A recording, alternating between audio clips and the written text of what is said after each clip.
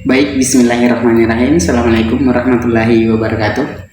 Sebelumnya perkenalkan, nama saya Rifki Al-Kusyairi. Saya dari kelas C angkatan 23 dengan NIM H01235508 ingin mempresentasikan atau mengerjakan tugas final dari perkembangan peserta didik. Baik, kita masuk di tahap pertama, yaitu tahap pertumbuhan individu berdasarkan usia. Nah, masa kita mulai dari pertama, yaitu masa prenatal atau sebelum lahir. Di sini terbagi menjadi beberapa poin, yaitu usia sejak pembuahan hingga kelahiran 9 bulan. Nah, ciri-cirinya itu seperti terjadi perkembangan organ-organ tubuh, proses pembentukan fisik utama terjadi, kemudian janin mulai merespon rangsangan, suara, dan sentuhan. Kemudian kita melangkah ke masa bayi 0 sampai 1 tahun. Nah, ciri-cirinya seperti apa sih? Nah, ciri-cirinya itu seperti pertumbuhan fisik sangat cepat, berat dan panjang badan bertambah. Kemudian ada mulai belajar merangkak kepala, tengkurap, duduk, merangkak, berdiri. Kemudian ada perkembangan emosi dasar, senang, takut, dan marah. Kemudian ada mulai mengenal suara ibu dan ayah. Kemudian kita melangkah ke masa kanak-kanak awal 2 sampai 6 tahun. Nah, ciri-cirinya itu pertumbuhan fisik masih pesat tapi lebih lambat dari masa bayinya. Kemudian mulai belajar berbicara, berjalan, bermain, mengenal lingkungannya. Kemudian mulai belajar kontrol diri, buang air dan emosinya. Kemudian masa kanak-kanak akhir 7 sampai 12 tahun, ciri-cirinya itu pertumbuhan fisik stabil, kemudian mulai masuk sekolah, belajar sosialisasi dan memahami aturan, kemudian perkembangan kognitif, logika mulai terbentuk, kemampuan berpikir konkret. Kemudian kita melangkah ke masa kanak-kanak akhir 7 sampai 12 tahun. Nah, di sini itu ada beberapa poin. Nah, ciri-cirinya itu pertumbuhan fisik stabil, yang kedua mulai masuk sekolah. Keliru. Nah, kita ke masa remaja 13 sampai 18 tahun.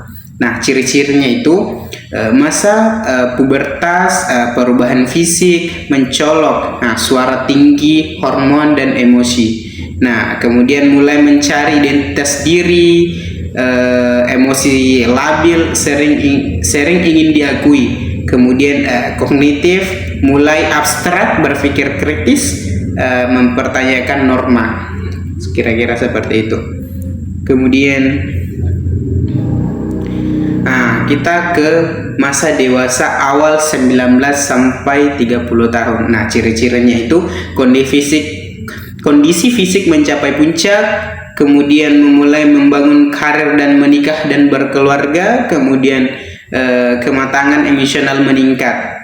Nah, kira-kira seperti itu. Kemudian kita melangkah ke masa depan, ke masa dewasa media, yaitu umurnya 30 sampai 60 tahun, yang dimana ciri-cirinya itu mulai terjadi penurunan fisik bertahap, fokus pada karir, keluarga, kontribusi sosial.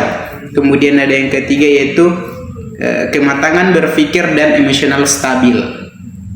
Kemudian kita melangkah ke masa lansia, yaitu umur 60 tahun ke atas. Di sini ciri-cirinya yaitu penurunan fisik dan fungsi organ, kemudian mulai mengalami perubahan dan daya ingat dan stamina, kemudian kebutuhan perhatian emosional dan yang meningkat.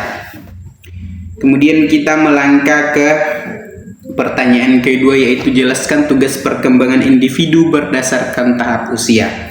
Nah, masa bayi 0 sampai 1 tahun itu mengenali lingkungan melalui panca indera, kemudian belajar percaya kepada orang terdekat, terutama ibu dan ayahnya, kemudian mulai mengembangkan rasa aman. Nah, kita melangkah ke masa kanak-kanak awal 2 hingga 6 tahun. Pertama itu adalah belajar berjalan, berbicara dan mengendalikan tubuh, kemudian mulai belajar mandiri, makan, buang air dan berpakaian. Kemudian ada mengembangkan kemampuan bersosialisasi dasar.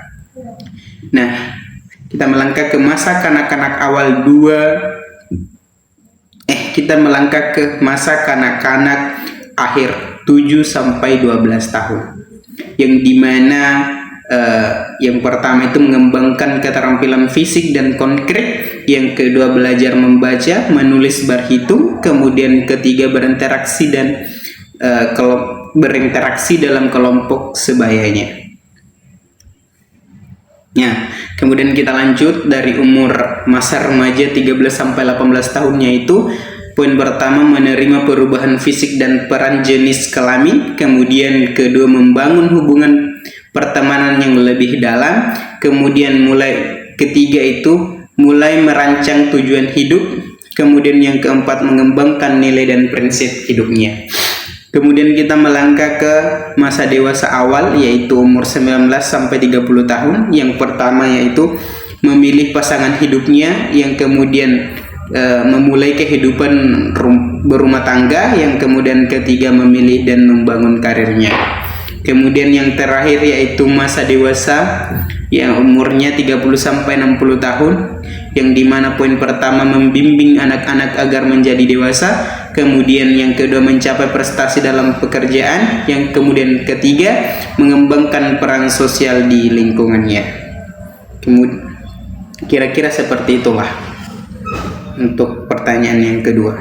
Kemudian kita melangkah ke pertanyaan ketiga yaitu menjelaskan secara singkat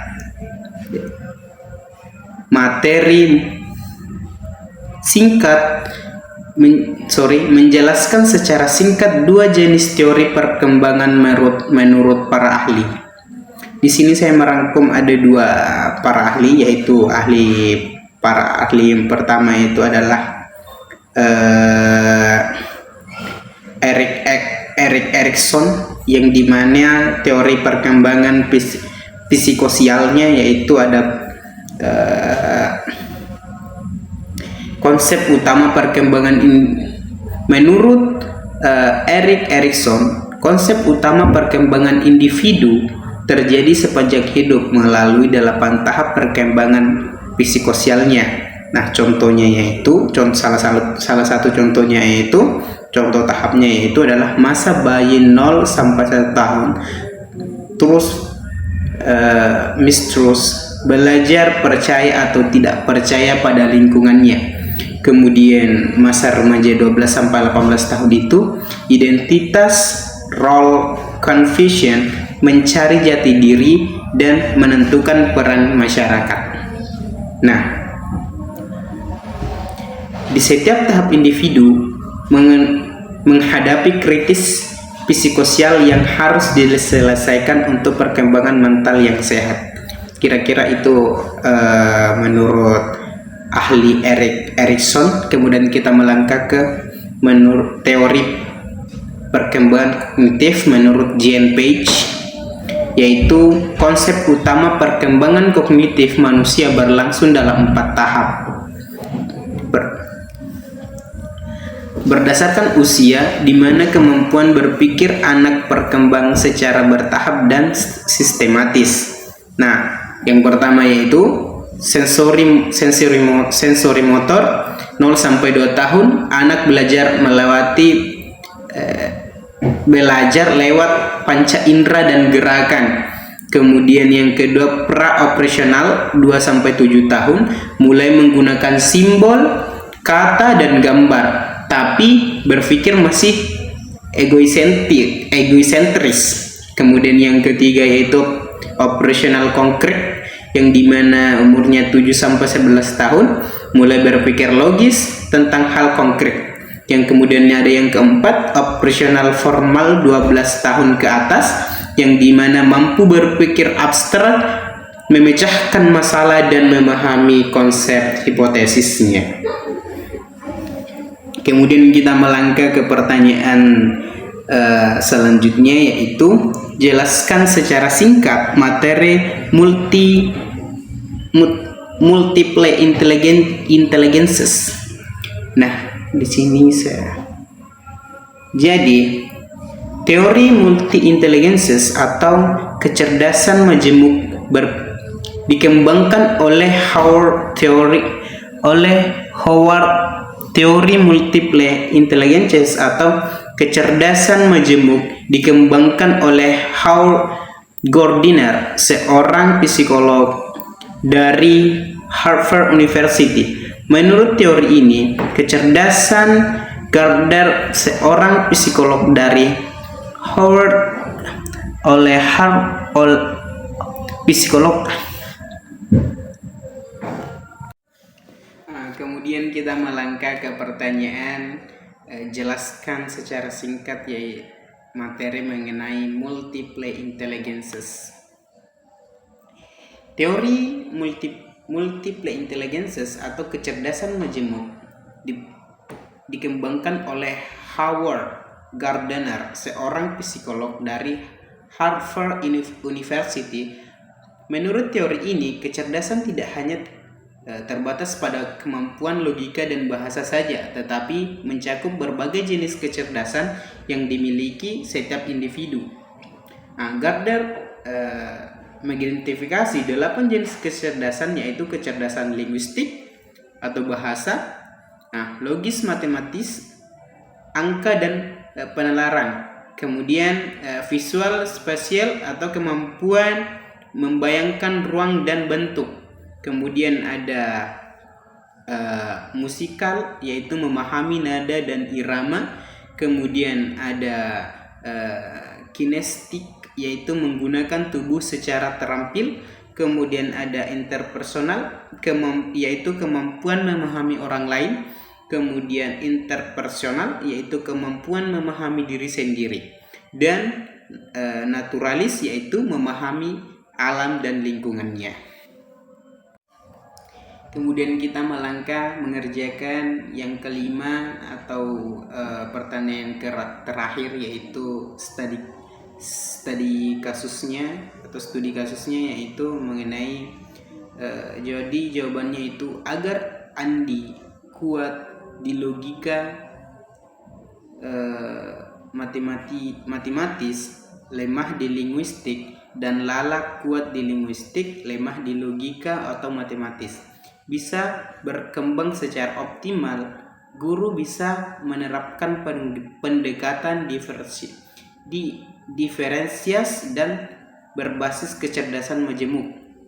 Kemudian Andi logika matematik. Di sini terbagi menjadi 3 poin. Poin pertama yaitu libatkan Andi dalam aktivitas yang melibatkan angka, pola atau logika, yang kemudian saat membuat kerangka tulisan, bantu Andi dengan mode diagram, tabel atau peta konsep. Yang kemudian yang ketiga yaitu menggunakan soal-soal analisis atau teka-teki logika untuk menguatkan daya nalar verbalnya secara bertahap. Kemudian kita ke Lala, yaitu Lala atau linguistik. Ya, di sini terbagi menjadi 3 poin, yaitu yang poin pertama, libatkan Lala dalam aktivitas bercerita, menulis atau membuat puisi tentang konsep matematika. Yang kemudian poin kedua yaitu gunakan soal cerita atau kisah yang berkaitan dengan soal matematika. Yang kemudian ketiga yaitu ajak Lala menjelaskan konsep matematika dengan kata-kata sederhana atau lewat tulisan. Kira-kira seperti itu jawaban yang kelima. Saya Rifki Al-Kusyairi pamit undur diri. Wassalamualaikum warahmatullahi wabarakatuh.